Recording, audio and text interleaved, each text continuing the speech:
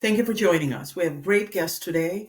It's Phil Galvin and Katie Batlin with Super Skills Basketball. They're seasoned basketball professionals and coaches. Welcome, Phil and Thank you, Mel. Katie. Thank you for being here. Thank you Yeah. for having us. So I like to start from the kind of beginning. How old were you when you got your first basketball? Katie? I believe I was 4 years old when my dad brought home my first pair of baby Air Jordans and a basketball to go outside and dribble around in my backyard. Wow. Yes. I was a little older, Mel. I think my first memories of playing basketball are right around fourth, fifth grade. So 9, 10 years old, something like that. Yeah. Great. Describe your first game. What did it feel like? Oh man, for me, I grew up in the La Miranda area of California, and so I grew up playing what was called LMYA basketball. And I remember my very first game was in the Camp Lindo auxiliary gym, kind of dark and dirty, and there were wrestling mats rolled up on the side as benches. And I was playing for the LA Sparks. And I remember really just loving being a part of a team and being relatively decent at a younger age, where a lot of the other girls were kind of goofing around on the sideline or not really paying attention during the game. I was kind of running circles around them and and enjoying the intensity and the competition. Mel, it's a great question. My first memories of playing basketball are I grew up in Central California in Paso Robles, and my memory of my first games are not great. I think I was kind of this athletic, running around, fifth grader, and I don't think I played very well, but I was out there with my twin brother, and so he and I sharing that first athletic experience. But I don't think we were very good, but we had a good time, and shortly thereafter, it certainly lit a fire in my belly to play for sure. Who and what made you the player you became? Yeah, Katie. Hmm. It's a great question. I think I have to attribute a lot of my love for doing what I love to do to my family and my parents. When I was growing up, my mom and dad were always very encouraging to kind of try whatever felt right to me, and there was absolutely no pressure if it wasn't something that I enjoyed to do. They just wanted me to give it a good shot, and so I think my initial love for being active stemmed from them, even though neither one of them were terribly athletic. My mom, was athletic, but kind of grew up in a time when like women playing sports wasn't as, predominant as it is in today's day and age. So I attribute it to them. And then growing up in an era of great basketball with players like Michael Jordan and Scottie Pippen and Isaiah Thomas and all those greats. And I used to fall asleep every night to Michael Jordan highlight films on VHS. My parents let me have a TV in my room, and I had all these old VHS of Michael Jordan. And instead of sleeping with like a teddy bear, like a normal young child, I would sleep with a basketball and go outside in the backyard the next morning and pretend like I was Michael Jordan, counting down from 5 and shooting the game winning shot. And I think just having the opportunity to pick what I really loved and to have it be very natural. I'm grateful for my parents for that, and then for having great role models like Michael Jordan. Yeah, Mel, I think, listening to Katie, it's a great question, by the way. I think really for me, there comes down to it's kind of a four-pronged, like, why did I do this basketball thing and why do I still do it? One, I remember distinctly when I was in sixth grade being at the park where I was growing up in Antioch at the time. We moved. And I remember being at the park by myself with the basketball like it was yesterday. It was like God came down and said, Phil, this is going to be your thing. It was a very powerful moment in my life. And I can still feel it as I talk about it now. So I think from a young age, I really felt like it was what I was born to do. Um, Two, I have a twin brother, and he was a professional volleyball player and very skilled. So in our home, having another, high level athlete or a high level athlete in our family, I think basketball quickly became a way for me to kind of have something I was good at in our home, where he was, out spiking volleyballs and being, in Sports Illustrated and doing very well. The third thing is, where I was from in Antioch at that time, that was not a place you really would want to be. So basketball became a thing for me to like get out of the situation I was in.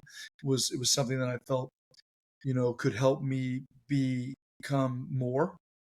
And then the last thing would be, we grew up in that Michael Jordan, Magic Johnson era where, hopes and dreams were being planted all over the world through these guys playing basketball. And Katie and I think caught that hope and that motivation through the way they played. So, that's kind of where my passion started for it, I think. You answered my next question a little bit. Did you always want to coach, or was it an accident? How old were you again when this revelation came, when you were in the park by yourself? You were I was sixth I, grade? I was 12 years old. Yeah. 12 or sixth grade. Yeah. Incredible. Yeah. Yeah. It What was. about you, Katie? Is You know, coaching what you wanted to do? it's a great question, Mel. I think I'd always wanted to play at the highest level, and I knew that from a very young age. A lot of kids kind of dabble in a lot of different sports, and I definitely had great opportunities to play different sports at relatively high levels, but I always knew that my commitment was going to be to basketball.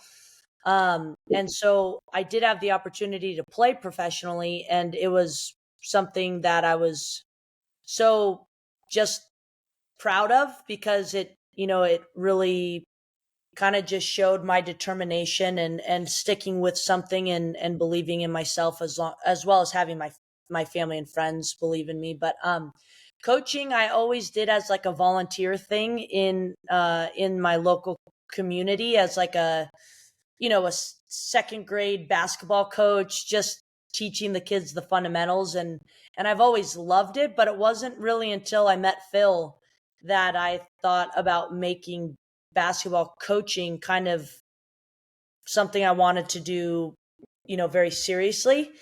And I can't think of anything else I'd rather be doing now than coaching alongside Phil and having the platform that we both have to impact those around us. So I can't say it's been something I always thought I was going to be doing, but I am very grateful that it's what I'm doing now.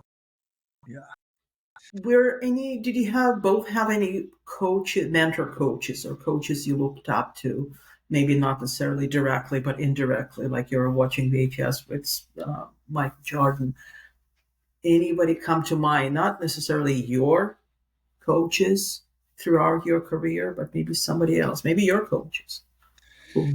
Yeah, Mel, I was fortunate to play in college for a coaches in the Hall of Fame, and his name is Jim Phelan at a school called Mount St. Mary's in Maryland. And so I really looked up to him. He was one of the main reasons I went into coaching, because Coach Phelan said, I was thinking about it at the time, and he said, don't go into it if it's not in your blood. Mm. And I said, what do you mean, Coach? And he goes, if it's in your blood, and I think it probably is in your blood, Phil. But he was a very inspiring person to be around. And then, past that, I had several coaches that kind of acted as mentors to me. Gentleman by the name of Don Meyer, who coached at Northern State University in in Minnesota, and David Lipscomb in Nashville, Tennessee, and of course some of the greats like Coach Wooden, Coach Krzyzewski. Listening to those guys, and there's a whole bunch of others. A guy named Mike Dunlap. Some of the best. I've actually been really fortunate to study and be mentored by some of the best coaches in the history of the game.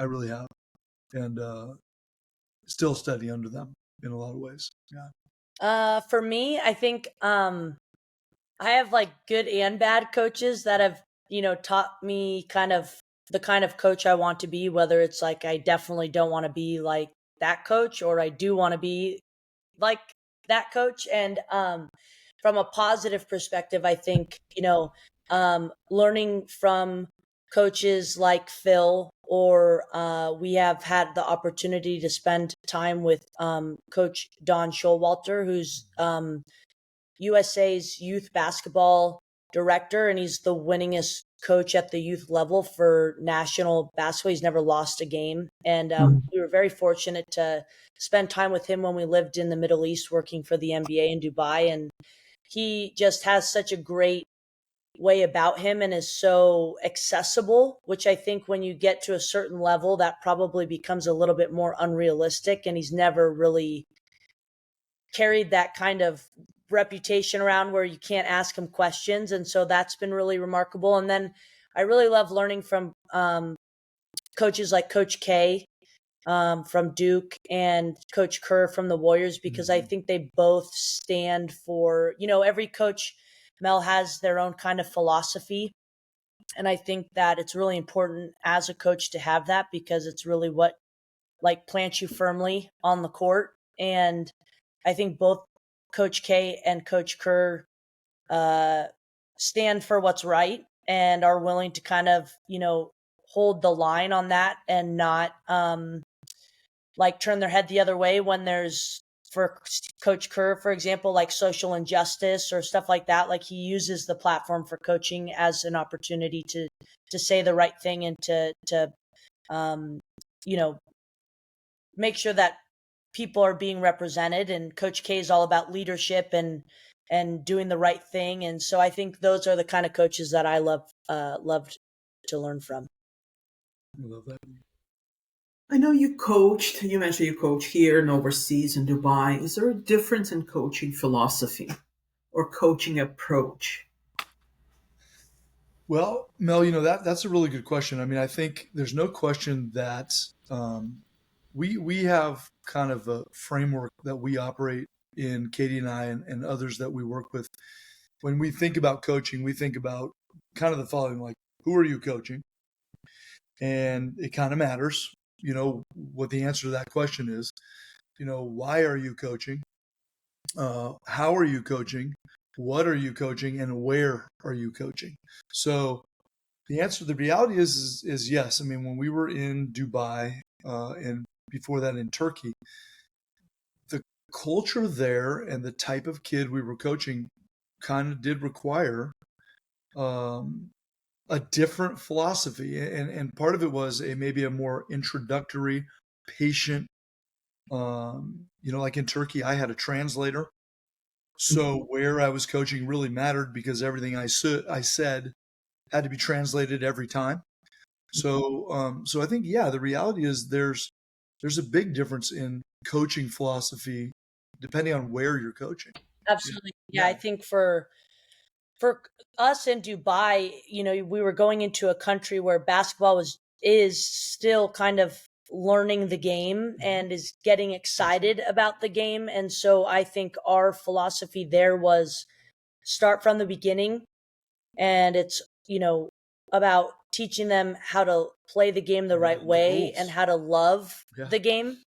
We wanted kids to have that joy of running into the gym, can't wait for practice to start, this is going to be awesome. And then also, really, as Phil just mentioned, this is the sideline, this is the baseline, this is how you attack a defense. And so the philosophy, I think, is a lot different than what we're doing now at, say, Las Lomas, where basketball is its own culture here in the United States, and a lot of these kids have been playing their whole life. And so the expectations are different. The intensity of a practice would be different. And, but I love that question because it is such a contrasting environment from where we were to what we're doing now, for sure.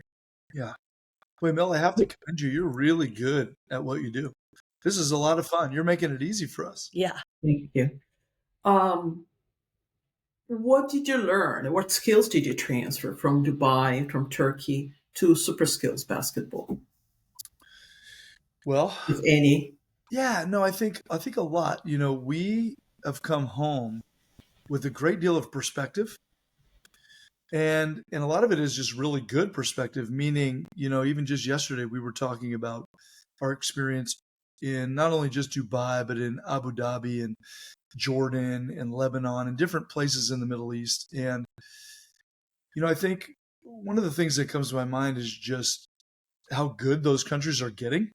So, the United States, is still the best place in the world to play basketball, but there are a lot of very good players coming and growing up over in those areas. So, I think we feel lucky to be home. We feel lucky because we love working with kids that are here, the place that we grew up in a lot of ways. Um, so I think one of the things we've really brought home is just feeling that way.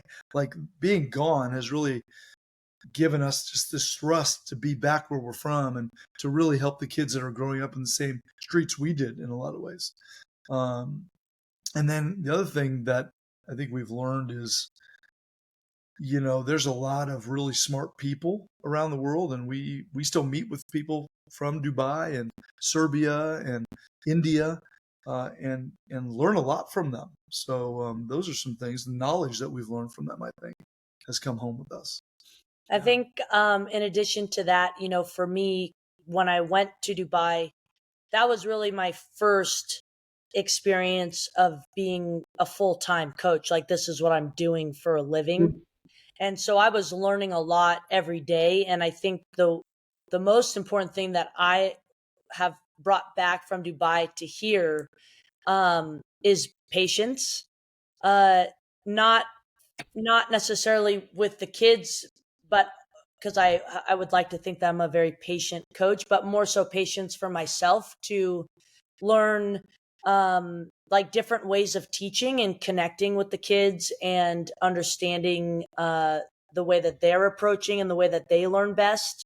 That has really helped me to just think really holistically and like kind of in a 360-degree view of like, well, what works for one kid is not going to work for the other kid. And just having that, kind of thought process is something that I've never had before in coaching. So I think patience for me is something that I've brought back for sure. Interesting.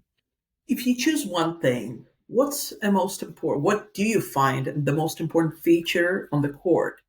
Height, speed, strength, the ability to see strategically, the court strategically. Anything else, perhaps? Yeah, Mel, we talk a lot about this, and we again have kind of a framework for how we think about development. And if you can imagine a pyramid, on the base of that pyramid, we list the most important thing, which is character. And why do we list it there, B?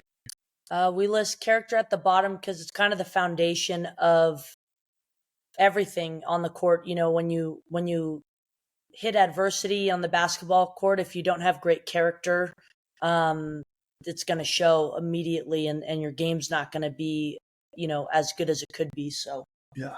So it doesn't really matter how good of a shooter or how fast you can run or jump. If you're not able to work in a team framework or handle stress, none of those skills are going to translate. So, you know, we have this character foundation that we are really big into, as you know. And then up from there, you have to look at a player's ability to move, especially with the basketball. So, because again, if you say you're a really good person, you've been raised with great values, but you can't run and move and keep up, it can be very difficult for your skills to come out of it. So, the way they move, how strong they are, how agile they are is very, very important. And then it becomes up from there, your skill sets, how you fundamentally execute a particular thing. And then from there is the conceptual, how you see the game and how you read the game. And then the last part, the point of the pyramid for us is what we just call that X factor. That, and your son is a really good example of this, Joey Brodsky, that, I've had enough, that lean, mean, competitive spirit that you have to have between those lines to be out there playing, and so that's kind of how we view the levels of importance within development. I think, in addition to that, that basketball IQ is not something you can like really teach. I mean, you can watch a lot of basketball and kind of see for yourself, but you learn your basketball IQ through playing. I think as you get more competitive and the levels get higher and you get to that Division 1 level, I mean, everybody can shoot, everybody can pass, everybody can rebound. So the things that really separate those players are their ability to read the floor, understand spacing and angles. And so I think the higher you get, the more important your basketball IQ becomes, because it's just not, there's not a lot of separating factors in skill at the highest level. Everybody's good, you know. What do you put into character at the foundation? Is a character something they have a core? Well, everybody's different, right? Common sense and everything, but is it something being a team player, or there more to that? When you say a character, elaborate a little bit. What do you put in that?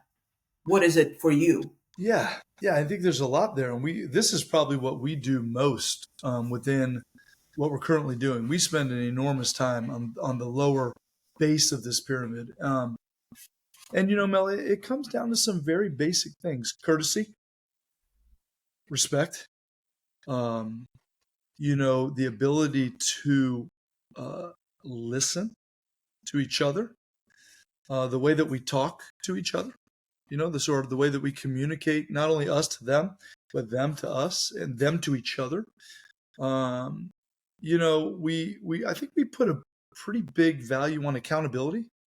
Like, we're a no excuses, no explanations kind of group. Like, either you're on time or you're not. Either you're working at this or you're not. And so we're a little old school in that way. But I would think accountability, courtesy, respect, being positive. We're going to find a way. This is going to work. We will find a way together. Those things come to my mind. Yeah. Coach Katie? No, I think Phil nailed it. I think the most important thing you can do as a coach to get the results you want from your team is to connect with the kids. Connection is, I think Phil would argue, is the most important thing first. And I think sharing those kind of core values or laying down a foundation of these are the expectations for us when you're playing on our court are very important, because once that is established, then the rest is going to come along naturally. And so I think, showing up on time, being respectful. I think for me as a female coach in a all boys program, has a lot of opportunities to present some good life lessons for the boys and for myself, in listening and being respectful to a female, or, all those things. So I think Phil nailed it with those kind of fundamental core values. They need to be there for us to be successful. Yeah. Yeah. We really find, Mel, that the kids want to know. They one of the more common things in coaching is to have coaches sometimes think, I'm going to tell the kids all the words, but I'm going to also expect them to ignore my own example. And you can't do that. So we really work at being a good example to the kids we're around. So if we're asking them to listen, that we listen, that we're on time, that we're courteous, that we're not demeaning, that we treat them with respect. And what we find is when the kids are around that, they are way more likely to do the same. And that's where your culture starts to be created. It's the coach who's like, hey, you should be being respectful, but he's not being respectful. Or, hey, you should be on time, but he's not being on time. So those kinds of things it's kind of common sense, but maybe not so common sometimes. What were the funniest moments on the court you had? In all of basketball, or like this past season? What comes to mind? Oh man. Funniest moments. Well, that is a great question. That is a really think about. I think just maybe, gosh, funniest. There's a lot of them because the kids are so so engaging. Big wins, I think, obviously, there's a lot of fun and, having people pour water on your head and that kind of thing. Can you think of anything that's super funny? Coach Katie getting a technical foul when she didn't deserve it. That was Yeah, kind of that funny. well, yeah. Funny after the fact. I think being around just thinking back to this most recent season, being around the boys, I think it's so funny. They have these funny things they like to say or do, and it's you kind of you'll be in a team huddle and somebody will say something and you'll be like, what? Yeah. Like, and then everybody starts laughing, and they like to poke fun at me and Phil, and I think that's really that not taking yourself too seriously is definitely a skill that I know I have had to learn as I've gotten older and understand the game better, and joking around with the kids. One time I had a kid, we do this drill called the NBA shooting drill, and the goal is to finish the drill when the time is up at either a flat, like we finished the drill at 0, or we ended up in the positive. So after you hit the 10th shot at the 5th spot, then you go +1, +2, +3, however long the time is. And with the freshman boys last year, I won't name any names just to keep them confidential, but one of the kids, we got like -32. It was early in the season, so I wasn't too concerned, but I said, guys, come on. I mean, we're better than that. We can do better than 32. And I said, all right, bring it in. And then this one kid goes, yeah, guys, let's try and get like -20. And I was like, what? Instead of the -32. I'm He's like, good at math. Yeah. I mean, I guess, yeah, that's an improvement, but we want to be in the flat line, okay? Yeah. So kids just say funny things without thinking. It's fun to be around youthful goofballs. Yeah. We You love just brought right to the next question. yeah. Your words to the players after they lost over 30 pounds in the game. Oh, After they lost by 30 points. Yeah, or more than 30 points. What do you Yeah. tell them when they go pick their solemn, their sulking? What? Well, it's a great question, Mo. I think, we try our very best to take that final score and help them understand the process in which it occurred. So likely, if they were lost by 30 points, there would have been several moments in the game where things were going pretty rough.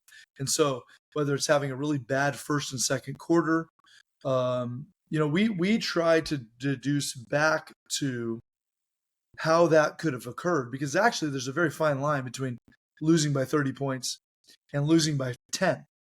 And it could be a very small thing that has occurred. It could be being too selfish, not being ready to play on defense from an engagement perspective. So we try to get into the process of that and have them not be so outcome oriented, but to look at how did this occur and to focus on that part of it, because the fact of the matter is it's likely pretty simple what happened. yeah, I think to dive more deeply into what Phil said, and I think we do have Phil and I do have a lot of the same approach to coaching, and I think that there's also some differences in the way that we approach certain things. And so, if my team were to have lost by 30, I would talk to them depending on, like Phil said, like how they played.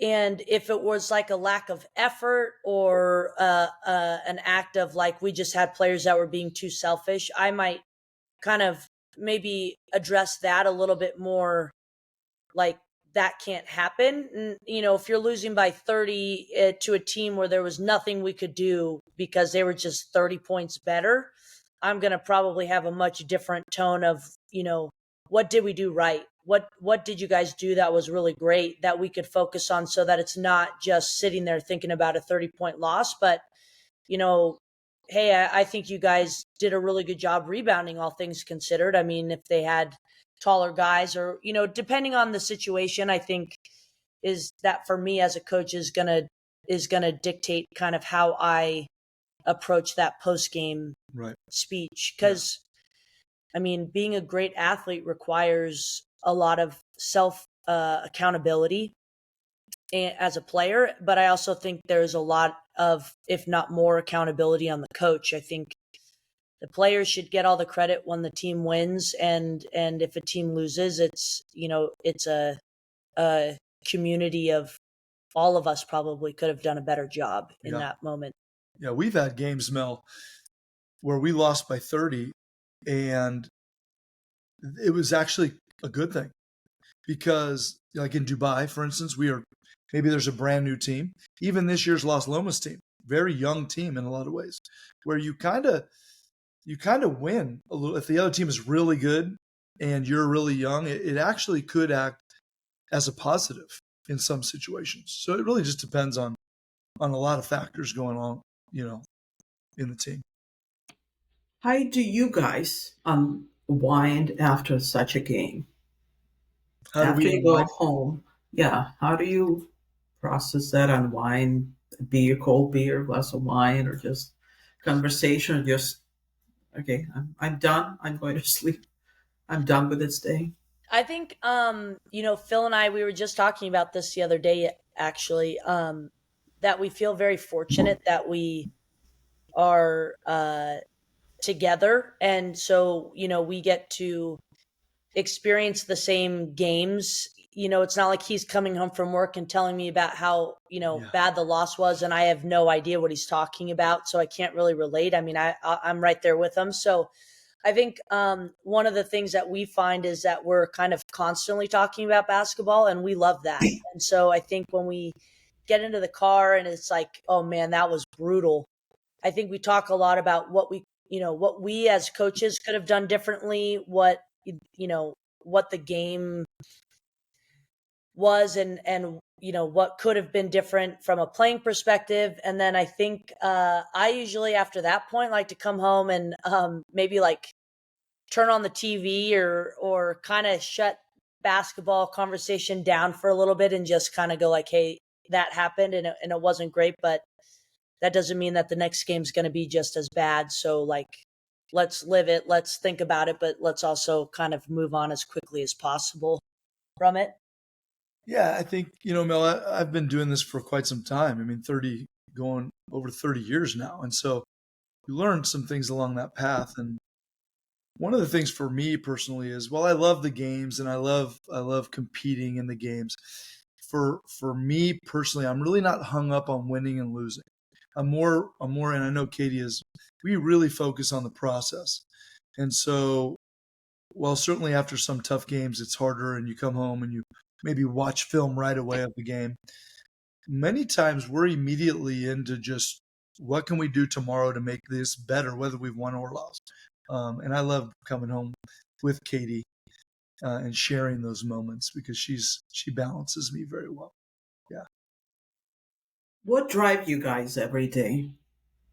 The kids. Yeah, Mel, there's I would say there may be nothing better in the world, maybe nothing, than watching a kid, a young person, get better at something and that they enjoy.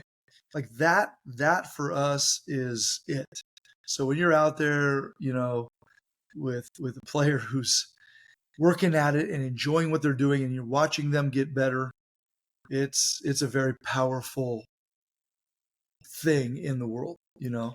I think yeah, as I mentioned before, having played for so long, I've had my fair share of great coaches and my fair share of really really terrible coaches. And I think understanding kind of the power that you have as a coach to impact a kid's life. Phil and I think people would probably describe us as being painfully positive. I know my mom has asked before, like, is Phil always that positive or does he ever give out? I'm like, he's pretty much always that positive. But I think about some of the kids in our program and just, knowing that they've had people tell them that they can't do something or nobody believes in them or they've only been ever yelled at on the basketball court, and knowing that we're able to change that kind of story for them, and to give them, whether it's give them hope that they could play at the next level, or to just believe in them when nobody else would, I think is not something that most people get the opportunity to do as their job.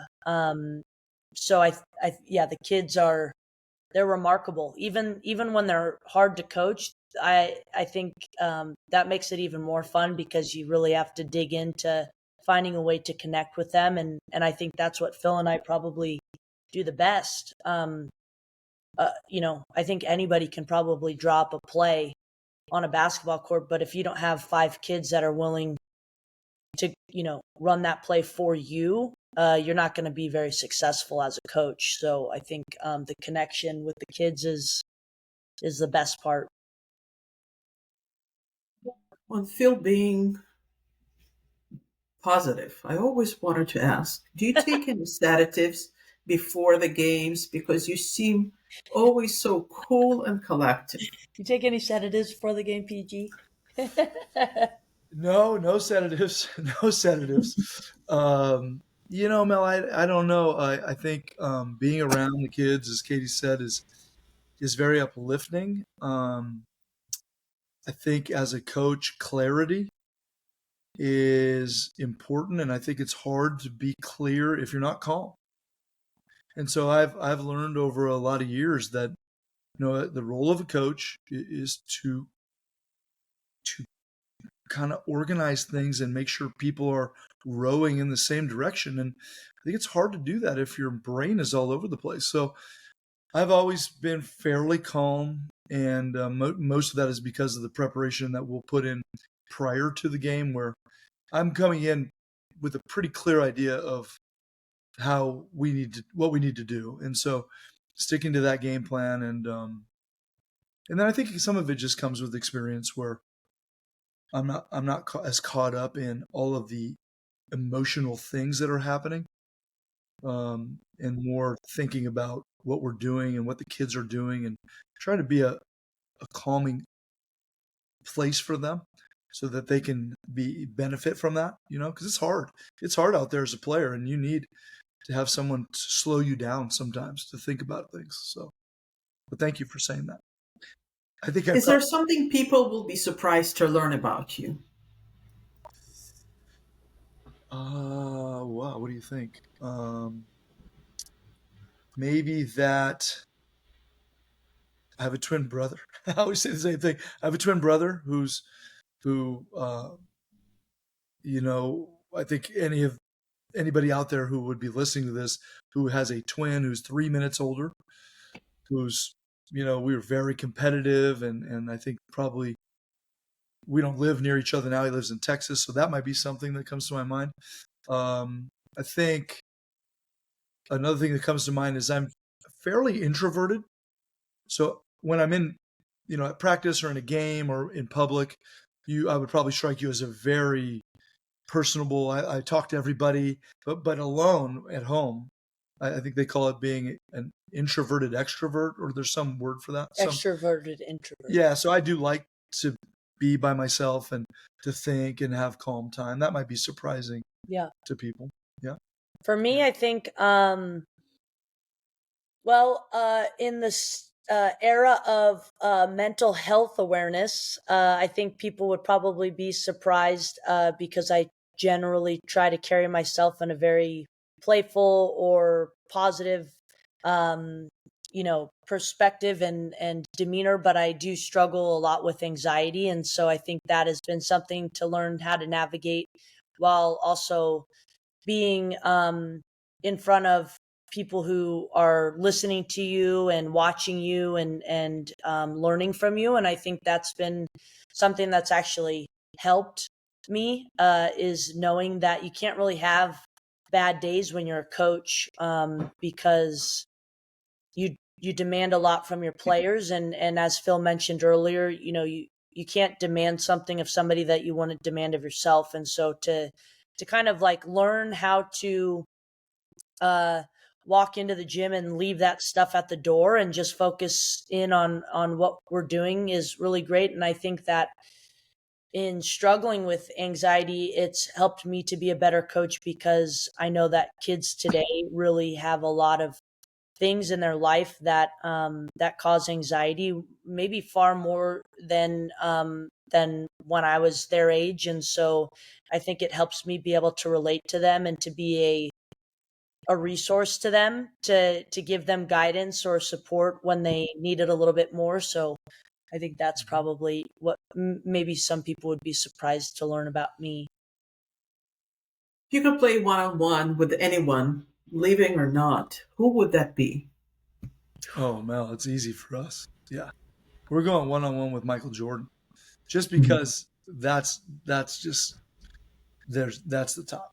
One of Yeah. the best one of the best questions I ever saw was, if you could play Michael Jordan one on one and you had to score 1 point or you could never hear music ever again, would you Oh, gee. play? And I absolutely would, Yeah. because playing Yeah. against Michael Jordan would be like the Yeah. pinnacle of fun, of like, they do say you're never supposed to meet your like heroes. I don't Oh, okay. so Right. but I think you'd at least have a little bit of respect, because I know I'm getting one basket Yeah. out of 10. I Yeah, know one basket. one. I could get one. Yeah.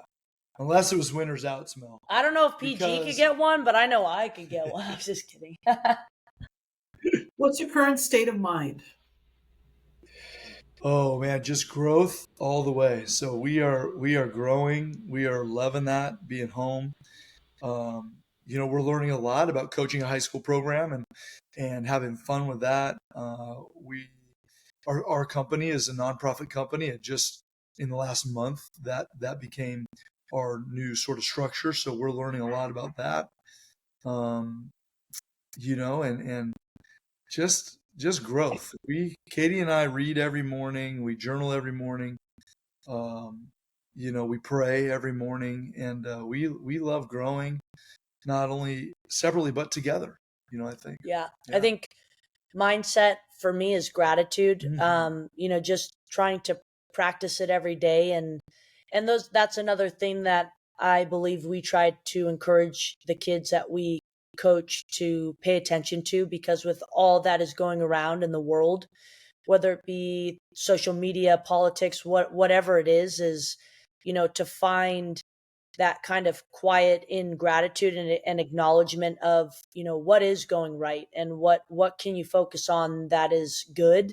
And so I think for us, Phil mentioned that we journal every morning, and I start every day with writing down 10 things I'm grateful for, just so that that's like the first thing I'm thinking about is positive, and it really helps, I think, us kind of get into our day with a much more upbeat and positive approach to everything we're doing. So growth mindset for sure, but gratitude as well. Any fears? Hmm. Oh boy. I think, I have 3 kids, and the first thing that comes to my mind is, I think it's natural as a parent, right? No, I don't know about you, but sometimes I'm afraid like something's going to happen to them. It would be like, your common like love of a child, and that kind of thing. But past that, not a lot for me. I don't really see a lot of that in my life. I have a lot of fears, hence the anxiety, but I'd say in relation to basketball, I think my biggest fear would be just not, or would be letting the kids down, and not being my very best for them, and putting them in positions to succeed would be probably my biggest fear as a coach. Who or what makes you laugh? Oh wow, for me that's easy. Katie makes me laugh like crazy. I'm actually currently keeping a journal of things that she said that are just out of the ordinary. Like Don't we were walking give in. any examples. No, this is the Mel project.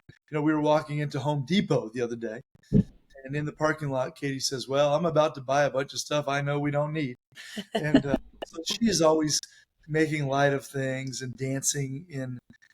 Yesterday we were in Costco and she just started dancing in the aisle about something. So Katie comes to my mind. She makes me laugh all the time. Life is short. Yeah. I think Phil definitely makes me laugh, although he's more my calming uh my calming person in my life. I think Bella. my little niece Bella, Isabella, if I'm addicted to anything, it's her. She can literally change the chemicals in my brain Yeah, just by she's one. FaceTiming with her. She's only one. She's about to be two, and she's now talking and saying stuff, and she makes me laugh all the time. So I'm very grateful that she is a constant in my life for sure. The other thing, who else makes us laugh is the players. Oh yeah. And Joey Brodsky would be right at the top of that list, let me tell you. Yeah. So, just the players, their personalities are, just walking into practice alone is a big party. Yeah. The last question. What do you find extraordinary in every day? Wow, that's a powerful question. Yeah, I think for me it's fairly easy. I find the opportunity of each day. There are just being on your podcast today, Mel. We're very thankful for that, and so I find the each day is full of, if your eyes are open to it, whether it's maybe meeting someone new or experiencing something new or learning something new, having a new opportunity come your way. I just think the opportunities of each day to me we're very fortunate and extraordinary in a lot of ways. Yeah. Yeah, I think I have a lot of tattoos, although they're hidden, but they all have very, special meaning to me. But one of them is on my wrist and it says today is a gift. And it's a constant reminder to me that like just waking up is extraordinary when you think about all of the things going on and the days where, people don't wake up, and so I think the extraordinary is in everything that is around us, and having the perspective to stop and think about just that, like, wow, it's such a incredible day, and did you see the colors of the sky this morning? Or just having the wherewithal to acknowledge that, I think makes that extraordinary even more powerful, because it's often missed by others because of